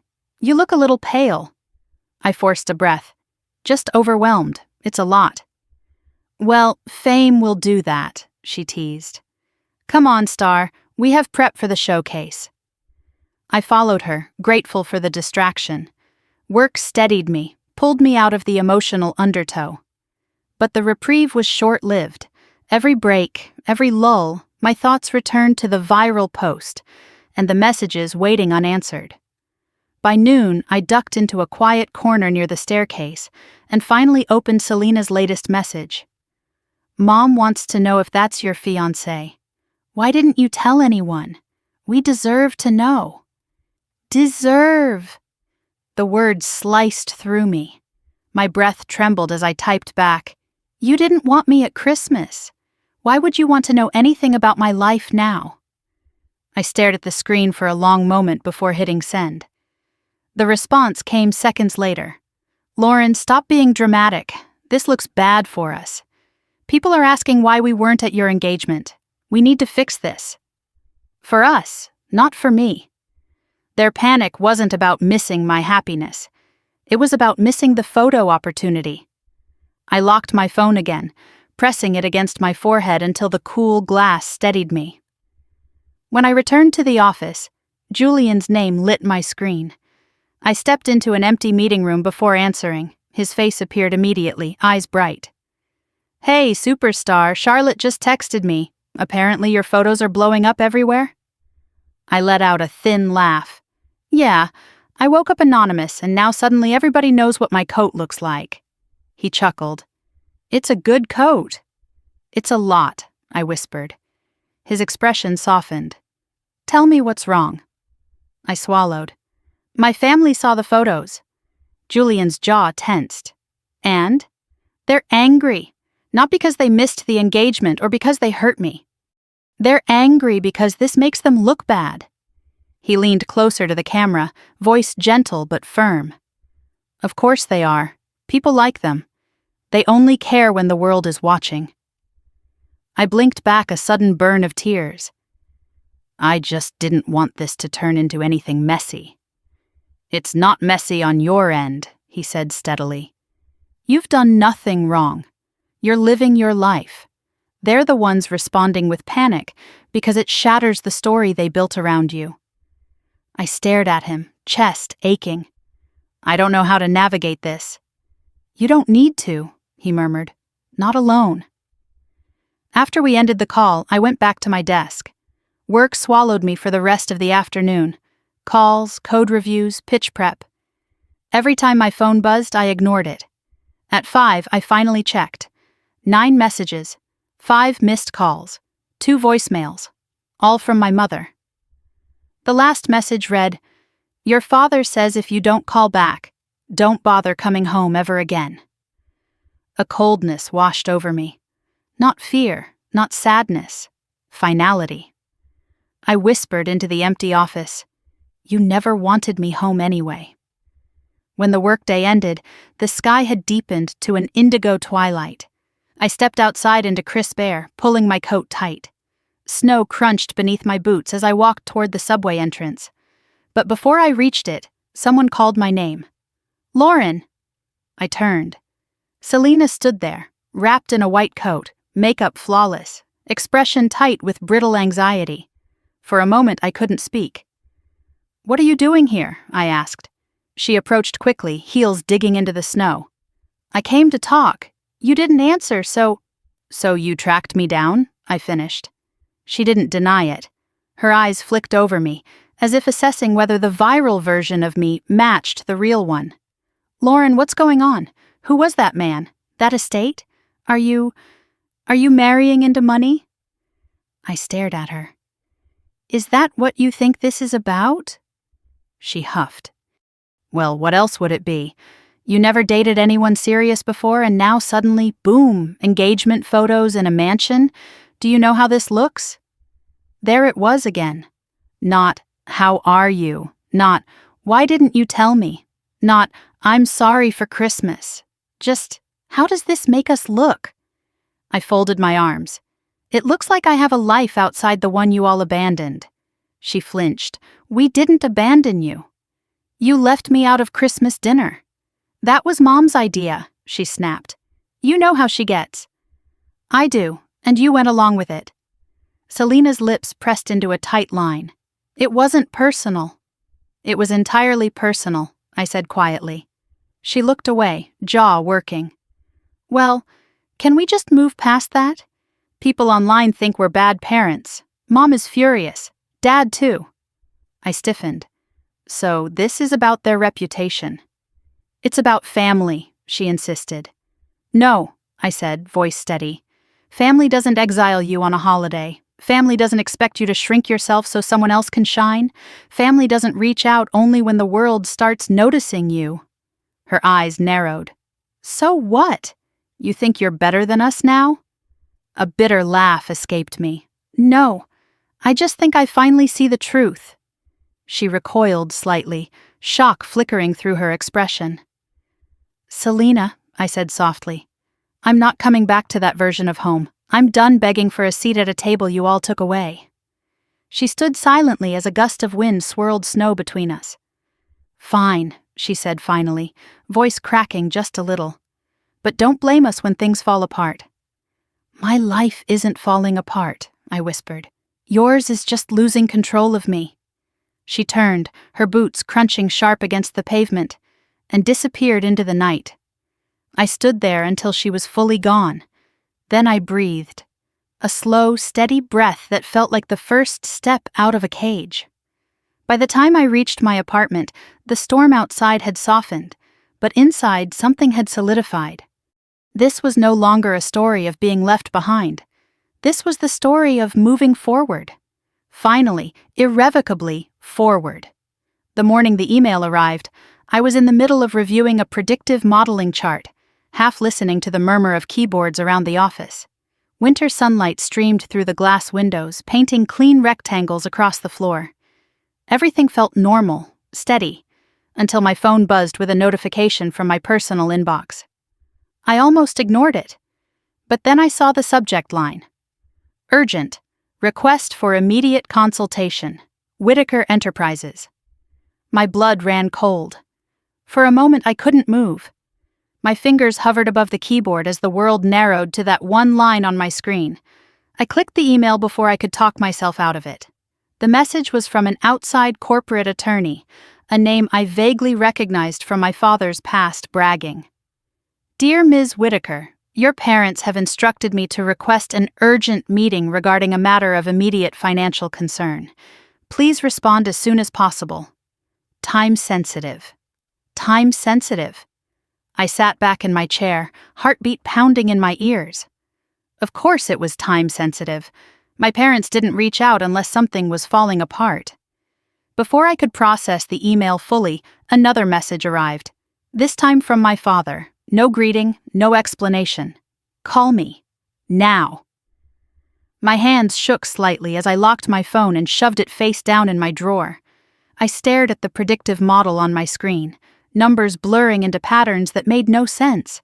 My chest felt tight, anger, fear, pressure, old instinctive guilt, all tangled together in a storm I hadn't felt in years.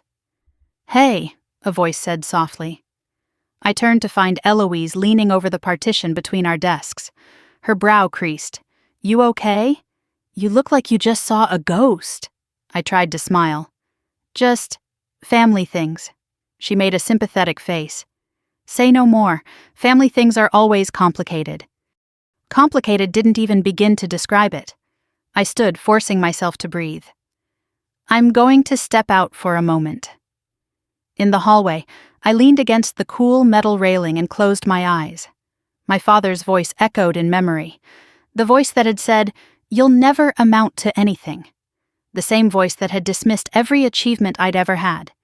The voice that had told me on Christmas Eve that I would ruin the holiday just by showing up. And now he wanted something. I took my phone out again. Before I could chicken out, I dialed my grandmother instead. She answered on the second ring. "Sweetheart?" Her voice undid me. Tears stung the backs of my eyes. "Grandma," I whispered. "Did something happen?" She exhaled shakily. "I was hoping you wouldn't hear about it yet, but yes, something happened. Your father made some very bad decisions." "What kind of decisions?" My voice tightened. "Reckless ones," she said. "Ones he thought your mother could cover up. And your sister, well, she didn't help matters. They overextended the business. Loans, expansions, deals that fell through. It's not good, Lauren." I pinched the bridge of my nose. "How bad?" She hesitated. "They could lose everything." The words sank like stones. Everything. The company they'd built before I was born. The company they'd proudly engraved the Whitaker name into. The company that had been the centerpiece of every dinner conversation I'd never been part of. I pressed a hand against the railing, steadying myself. "Why are they contacting me?" "Because," she said gently, "you're doing well, and they think you can fix it." I laughed bitterly. "Of course they do." "Sweetheart," Grandma whispered, "you don't owe them this." I closed my eyes, letting the truth of her words settle. No, I didn't. After a few minutes, I went back into the office. My phone buzzed again, but I ignored it. I told myself I would finish the day before deciding anything. At noon, I grabbed lunch with the team. They chatted about the upcoming tech event, the new UI designs, the logistics for the partnership pitch. I nodded, contributed, even laughed once or twice. But my mind drifted repeatedly to the unread messages waiting in my inbox. By the time I returned to my desk, the storm had begun to crack open. 4 missed calls, 2 new voicemails, 1 long text from my mother. "Lauren, we need your help. Everything is collapsing. We know you've been doing well. You owe it to this family to step in. We can talk tonight at 8. Don't be difficult. Don't be difficult." The words sent a shock of heat through me, anger bright and electric. I didn't respond. At 5, I packed my things slowly, aware of Julian's name lighting up my screen with a FaceTime request. I answered as soon as I stepped into the freezing evening air. "Hey," he said softly, instantly reading my face. "Something happened," I nodded. "Yes." "Want to come over? I'm making dinner." I hesitated. "Can you just walk with me for a bit?" He smiled. "Already getting my coat." 10 minutes later, he met me near the river trail, bundled in a navy scarf and heavy coat. When he reached me, he didn't ask anything immediately. He simply took my gloved hand in his and began walking. The world was quiet except for the crunch of snow under our boots. "Talk to me when you're ready," he murmured. We walked another block before my voice finally cracked open. "My family is in trouble, financial trouble, bad trouble." He exhaled, steady and unsurprised. "And they want you to fix it." "Yes." "Why?" he asked.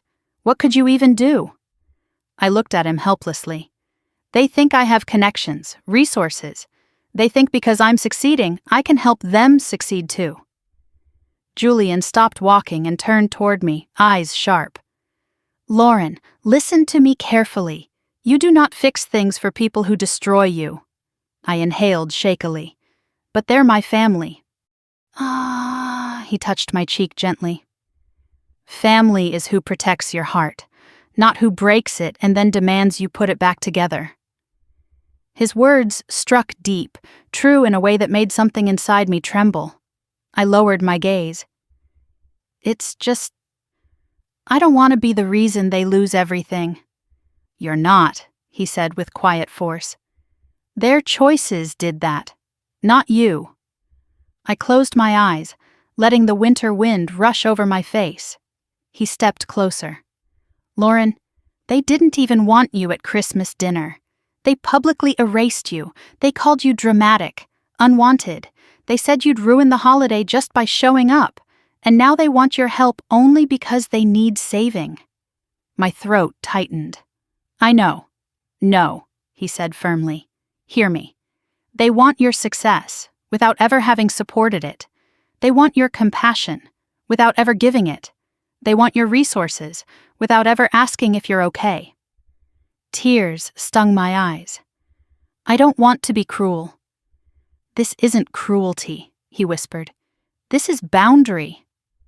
I breathed slowly, then asked, "What do I do?" He took both my hands. "You decide based on what brings you peace, not what saves people who never showed you love." We kept walking along the river until the lights of the city glowed warm against the dusk. By the time we reached my apartment, something in me felt clearer, like a fog had finally begun to lift. Inside, Julian sat with me on the couch as I opened my laptop. My parents' emails waited like ticking clocks. "I'm here," he whispered, "whatever you choose." I hovered over the reply button for a long moment, and then I wrote, "I'm sorry for what you're going through, but I can't fix it. I hope you find a solution, but I'm choosing peace. Please respect that." I hit send. My breath shook. Julian wrapped his arm around me, pulling me close. "I'm proud of you." I leaned into him, letting the warmth of his words steady me. "I feel like I'm betraying them." "No," he murmured. "You're finally choosing yourself." That night, as the city snow settled outside my window, I felt something shift inside me. Not triumph, not vengeance. Release. The kind I never knew I needed. For the first time in my life, I wasn't the girl chasing approval from people determined never to give it. I was the woman choosing her future, even if it meant letting the past crumble on its own. The morning of the tech event dawned clear and sharp, the sky a pale, icy blue that made the city look like it had been dusted in silver. I woke before sunrise, nerves thrumming through my body like a live wire. Today was the Rising Innovator Showcase, my first time presenting on a national stage, my first chance to be seen in a way that had nothing to do with my family's expectations or the roles they once forced on me. I lay in bed for a few extra minutes, staring at the ceiling as the early light crept across the room. It felt surreal to think that just a month earlier, I was crying alone in my apartment after being excluded from Christmas dinner. Now I was dressing for a day that would shape the trajectory of my career and my life. I showered, straightened my hair, and slipped into the tailored navy suit I had chosen weeks in advance but hadn't dared to fully imagine myself wearing. The suit hugged me perfectly, polished and sharp. When I looked in the mirror, I barely recognized the woman staring back. She stood straight, shoulders relaxed, eyes focused, not broken, not apologizing, not waiting for someone to give her permission to exist. As I finished applying a small amount of makeup, my phone buzzed. A text from Julian. "I'm already at the venue. You're going to be incredible. I'm here cheering for you. Always." I smiled, a warmth rising in my chest that steadied the nerves fluttering beneath my ribs. When I stepped outside, the cold air hit my face like a bracing reminder that the world was very much awake. A car from the company picked me up, and the 15-minute drive to the convention center passed in a blur of thoughts. Numbers, slides, timing, posture, pacing. But then the car rounded a corner, and I saw the crowd gathered outside the building. Journalists positioned near the entrance. Cameras pointed at the arriving speakers. My breath caught. This was real. Inside, the convention hall buzzed with energy. Tech leaders, reporters, innovators, investors, all moving through the vast space with an urgency that made the air crackle. The stage stood at the far end, flanked by massive LED screens glowing with the event's logo. I signed in at the speaker desk, got my badge, and headed to the backstage area where the team was prepping. As I approached, I saw Mason, our CEO, talking with several industry board members. When he spotted me, his expression softened with something like pride. "Lauren," he said, placing a hand on my shoulder. "You ready?" "As ready as I can be." "You'll do great," he said. "Your work speaks for itself." His confidence steadied me. Backstage, I found Julian waiting near a small alcove. He wasn't allowed to be back there officially, but he'd somehow managed to slip through. When our eyes met, his whole face lit up. "You look unreal," he murmured, pulling me into a brief embrace. "I'm so proud of you." "Thank you," I whispered. I want to do well." "You will. You always do." Before I could say more, a coordinator appeared and called my name. "You're up next, Lauren. 5 minutes." My heart thudded against my ribs. Julian squeezed my hand once before I stepped toward the stage entrance. Standing in the wings, I watched the speaker before me finish his closing remarks. The audience applauded, the sound rolling through the hall like a wave. As he exited, he offered me an encouraging smile. Then the lights dimmed, and the announcer's voice echoed through the hall. And next, we are honored to introduce Rising Innovator nominee, Lead Behavioral Analytics Engineer at Neuralink Systems, Ms. Lauren Whitaker. Applause erupted. I stepped onto the stage. The lights were bright, hot, but somehow grounding. The sea of faces in front of me blurred, not because I was afraid, but because my focus sharpened. My presentation slides illuminated the giant screens. I inhaled, steadied myself, and began. I spoke of adaptive predictive models, of intuitive user mapping, of the integration architecture I'd spent months perfecting, of the future of AI personalization and behavior-driven optimization. My voice grew stronger with each sentence, gaining momentum. This was my work, my research, my mind. And for the first time, the world was listening. 3 minutes in, I caught sight of Julian in the front row, hands clasped, eyes locked on me with unshakable pride. Something inside me opened and my delivery shifted, not louder but fuller, as though stepping into the version of myself I had always been building in secret. The audience was silent, not from disinterest but from attention. When I clicked to the final slide, I lifted my gaze and ended with a steady breath. "Thank you." The applause that followed was louder than I had expected, vast, warm, resonant. It rolled through the hall, washing over me in a way that nearly took my breath away. I stood there for an extra heartbeat, absorbing it. Then I stepped off stage. The moment I did, Julian was there, pulling me into a tight hug. "You were brilliant," he murmured into my hair. "Absolutely brilliant." A coordinator tapped my shoulder.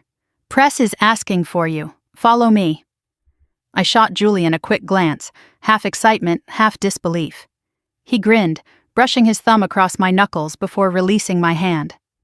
I followed the coordinator into a smaller room where a row of journalists waited with cameras and recorders. The questions came quickly. What inspired your research? Where do you see your work in 5 years? How does it feel to be recognized on this scale? What advice would you give young women in STEM? I answered them all, calm, clear, confident. For the first time, my voice didn't falter when I spoke about myself. It didn't shrink. It didn't apologize. But then someone asked, "Your recent engagement photos went viral. Can you tell us about the Wintercrest Estate event? The Crest family has deep ties to the tech industry. Will that influence your future work?" My breath caught. The question wasn't malicious, but it cracked open a vulnerability I hadn't expected. I glanced briefly at the camera. Somewhere, I imagined my parents watching, wondering how they'd miscalculated, regretting their cruelty, but only because it had backfired publicly. I steadied myself and answered with measured calm. The photos were from a private family gathering. My engagement is separate from my professional achievements. My work stands on its own. A few reporters nodded approvingly. After the session, I stepped out of the press room, heart still pounding. Not from fear, but from the intensity of the moment. Everything felt like it was shifting, accelerating. Julian met me in the hallway, wrapping me in another hug. You handled that beautifully, he said. Before I could respond, Mason approached. I just spoke with the board, he said. There's strong interest in expanding your role after today. We'll discuss next steps next week. My breath caught. Promotion? Leadership? Expansion? I nodded slowly, almost dizzy with the possibilities. Thank you, truly. Julian raised an eyebrow at me after Mason left. We're celebrating tonight, he said. Non-negotiable. I won't argue.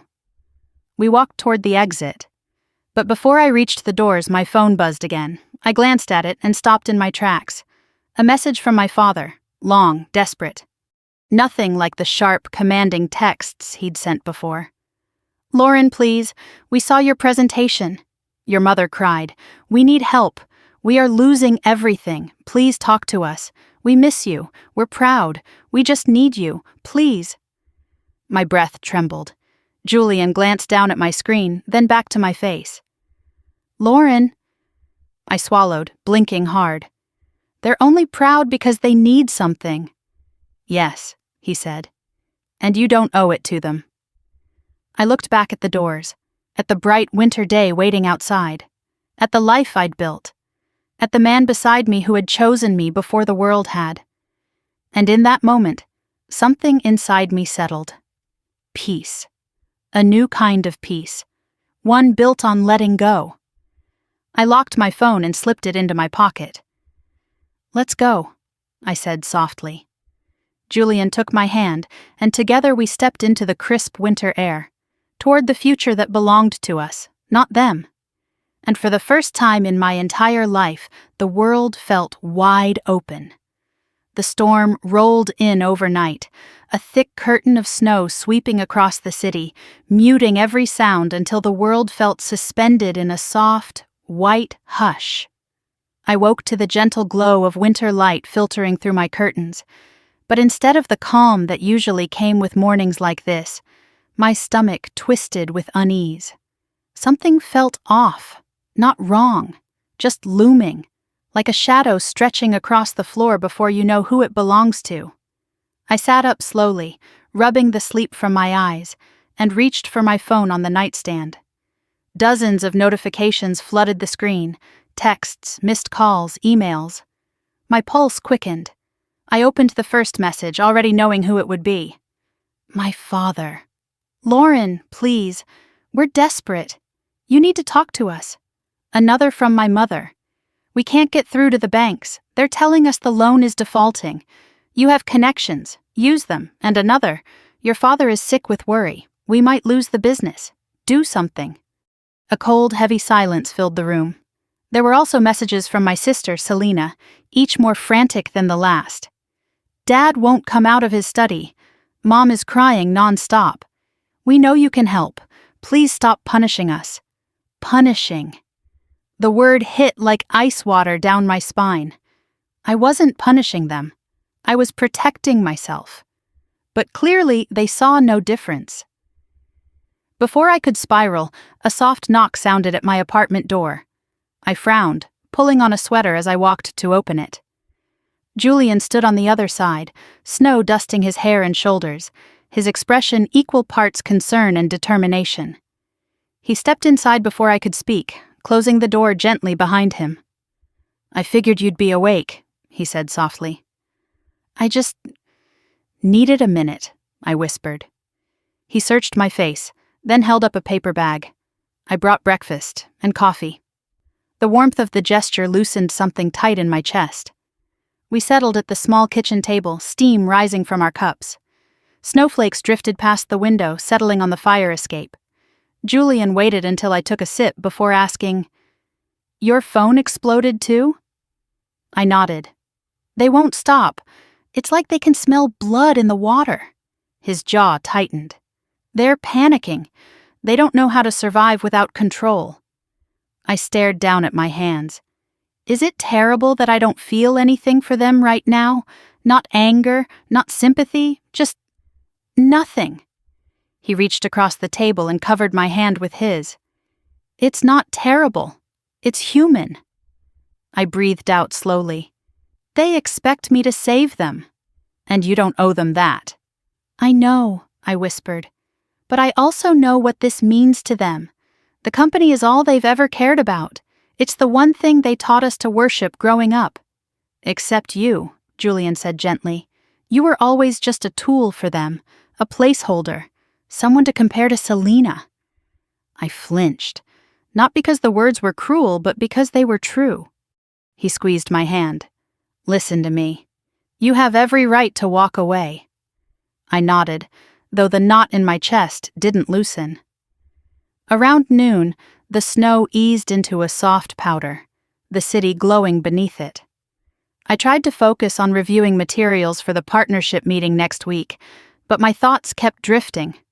Around 1, my phone rang again. My grandmother. I answered immediately. Sweetheart, she said, her voice trembling with the effort of staying steady. I know I shouldn't interfere, but I think you need to know what's happening. I inhaled sharply. Grandma, what's going on? She hesitated. Your father collapsed this morning.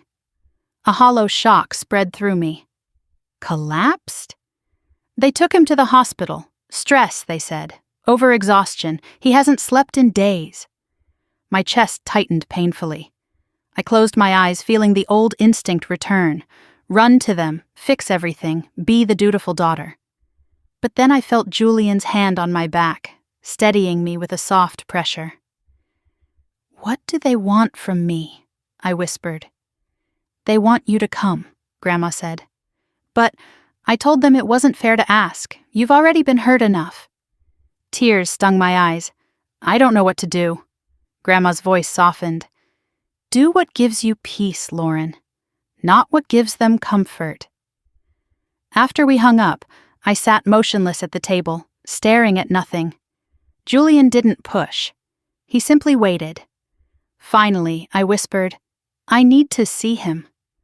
Julian nodded gently. Then I'll drive you. The roads were slick, but the city was unusually quiet. When we pulled into the hospital parking lot, my heartbeat thudded in my ears. I felt like I was slipping into a parallel reality where the past and present collided. Inside, the sterile brightness of the hallway made my skin prickle. My mother stood near the door to my father's room, her coat still on, pacing like a caged animal. When she turned and saw me, her face twisted, shock, relief, panic, anger all flickering through her expression. Lauren, she breathed, stepping toward me as if expecting a hug. I didn't move. You came, she whispered. Julian stood a respectful distance behind me, watching closely. Where is he? I asked quietly. She gestured toward the room. Inside. He's resting. The doctor says he needs to avoid stress, but how can he when you... I held up a hand. Don't! Her mouth snapped shut. Inside the room, my father lay in the hospital bed, looking smaller somehow. His face was pale, his breathing shallow but steady. He glanced over when I stepped inside, and something like shock crossed his features. Lauren, he croaked. I stood beside the bed, my hands clasped in front of me. Dad. He swallowed hard. You came.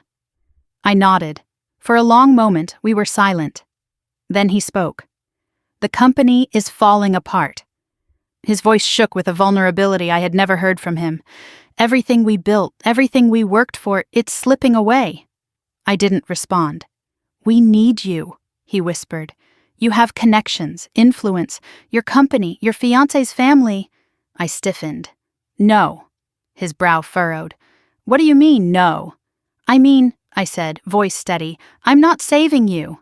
His eyes widened, shock giving way to anger. Lauren, this is your family. I shook my head.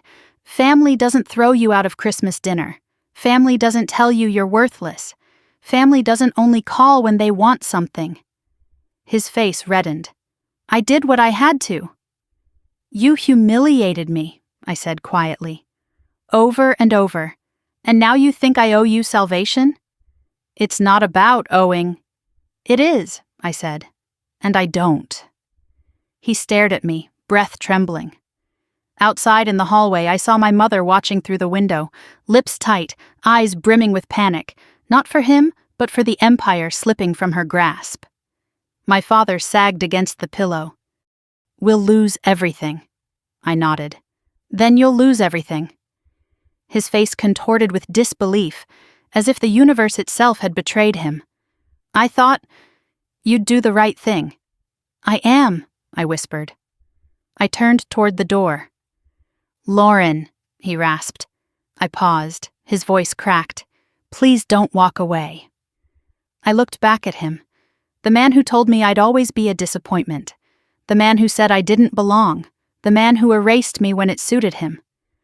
"I already did," I said gently. I stepped into the hallway, the heaviness lifting with each breath. My mother rushed toward me. "What did he say? Is he going to help?" "Lauren—" "No," I said, "I'm not fixing your mistakes." She stared at me, stunned. "We raised you. You raised me to serve you," I said, "not to love me." Her jaw tightened. "You're making a big mistake." "No," I said, "I'm ending one." I walked past her, head high, Julian falling into step beside me. When we reached the parking lot, the cold wind cut across my face, but it felt cleansing, sharp, honest. Julian took my hand. "You okay?" I nodded, tears slipping silently down my cheeks. For the first time, I think I will be. We drove back through the city, the snow glittering under streetlights.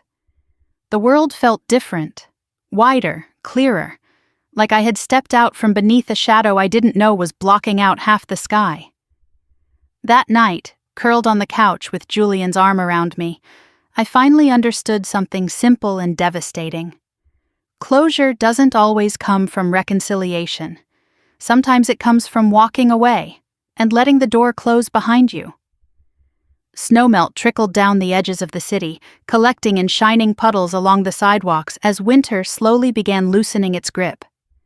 By the time February settled in, the air felt different, still cold, still sharp, but lighter somehow, as if the world had decided to breathe again.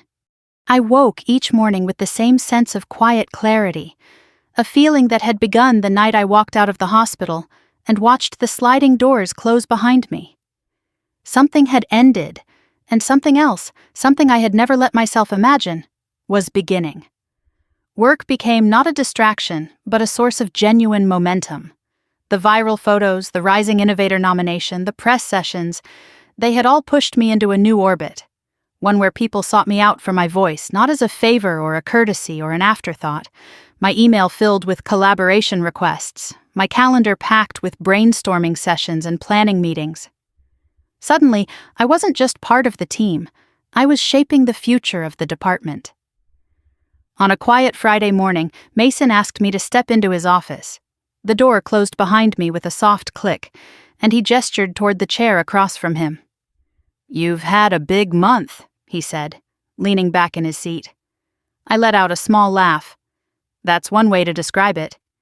"You handled everything with integrity," he continued. "Professional pressure, public visibility, and—" his expression shifted knowingly. "Personal complications." I was silent. He folded his hands. "We've been reviewing your work from the last year, and we want to offer you the role of Director of Behavioral Analytics." My breath caught. "Director? It's long overdue. You're ready, and we need a leader with your insight, calm, and vision." I blinked hard, trying to steady my breath. I'm honored." "You earned it," he said. "Every bit of it." By the time I left his office, the weight of the promotion pulsed through me like a warm current. I slipped into the hallway and exhaled, dizzy with pride. Not the kind of pride that comes from being praised. It was the kind that came from knowing you had fought 13 years of invisibility to be seen. That evening, I told Julian over dinner at his apartment. His face broke into a wide, unstoppable grin. "I knew it," he said, crossing the room to sweep me into a tight embrace. "You were always meant for this." I closed my eyes against his shoulder. "It feels unreal." "It's not unreal," he murmured.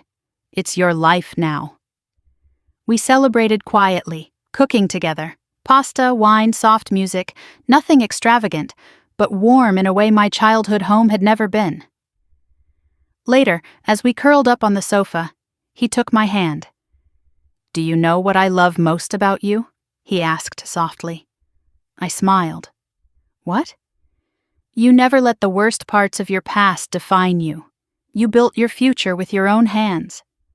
His words hit something tender inside me, the part that had always wondered if I was strong enough. "Julian?" I whispered. "Yes? Can I ask you something important?" He shifted, giving me his full attention. "Anything." I took a slow breath. "Do you still want to get married this year?" His expression didn't falter. "More than anything." My heart warmed, a soft ache. "Then, I think I'm ready to set a date." His eyes shone as his hand tightened around mine. "We'll start planning tomorrow," he whispered. That night, for the first time in months, I slept without dreaming of empty chairs or cold Christmas lights. The next morning, I drove to visit my grandmother. She lived in a modest brick townhouse on a quiet, tree-lined street that always smelled faintly of pine and old books. When she opened the door and saw me, her face lit with a smile that reached her eyes, the kind I'd never once seen from my mother. "My sweet girl," she said, pulling me into a warm embrace. "Come in, come in." I followed her into the living room, where a soft blanket was draped over the couch and sunlight spilled across the wooden floor. She poured us tea, then settled into her armchair with a sigh. "I heard about your promotion," she said, her voice trembling with pride. "The whole church group is talking about you." I groaned playfully. "Grandma," she waved a hand, "let them talk. For once they're talking about the right Whitaker." I laughed. "That's debatable." "No," she said firmly, "it isn't." We talked for nearly an hour, about my promotion, the proposal, the upcoming wedding. Then her smile softened. "I'm proud of you, Lauren," she whispered. "Not for what you've accomplished, though you've done incredible things. I'm proud of who you became." Emotion tightened my throat. "Thank you." She reached for my hand, squeezing gently. "You broke a cycle that could have swallowed you whole. Not many people do." I bowed my head, letting her words settle deep. When I finally stood to leave, she hugged me again. "You deserve happiness, sweetheart. Please remember that." "I'm starting to believe it," I whispered. As I drove home, I passed by streets lined with melting snow, the world shifting from winter to the edge of spring. And somewhere along those quiet roads, I realized something. I wasn't afraid anymore. Not of failing, not of being unseen, not of my family, not of choosing myself. I spent the next few weeks planning the wedding with Julian and meeting with the newly formed leadership team at Neuralink. Everything felt new, full of possibility, untainted by the shadows of childhood expectations. Then, one Saturday morning, my phone buzzed again. A number I recognized. My mother. I hesitated for a long moment before answering. Her voice cracked before I even spoke. "Lauren, your father asked me to call. He wanted to say he's sorry." I froze. "Sorry?" "Yes," she whispered. "For everything." Something in my chest tightened painfully, but not with hope. With exhaustion. It was too late. Far, far too late. She sniffled on the other end. "We heard about your promotion, and we wanted to congratulate you." There it was again. That tone, that soft, hesitant admiration that only surfaced when they needed something. But this time, I didn't feel the familiar ache. I didn't crave the apology. I didn't yearn for their approval. I felt distant. Safe. Free. "Thank you," I said quietly. "I appreciate it." "Will you come visit?" she asked hopefully. "We'd like to talk." I breathed slowly. "I wish you both well, truly. But I'm choosing distance. For my peace."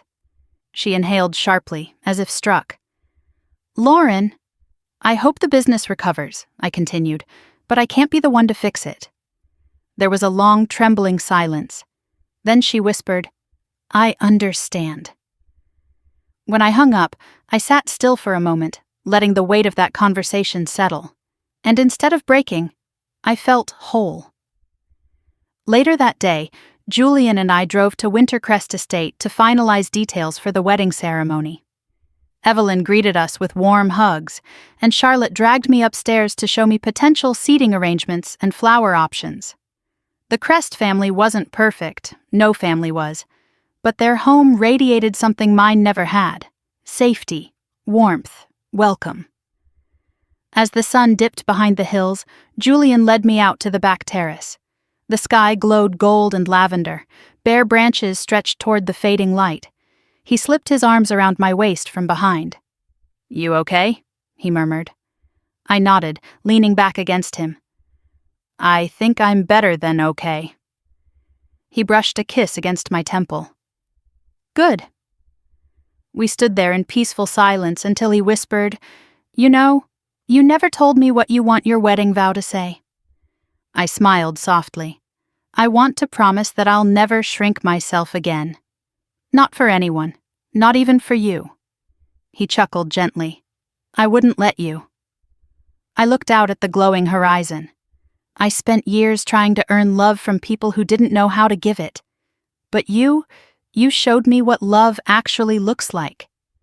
Julian tightened his arms around me. And I always will.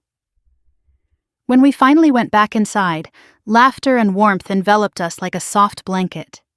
I could hear Evelyn humming in the kitchen, Charlotte giggling on the phone with a friend, William discussing wine pairings for the reception. It felt like belonging. Real belonging. Later that night, as Julian and I drove back to my apartment, the city lights sparkled like tiny promises stretching across the skyline.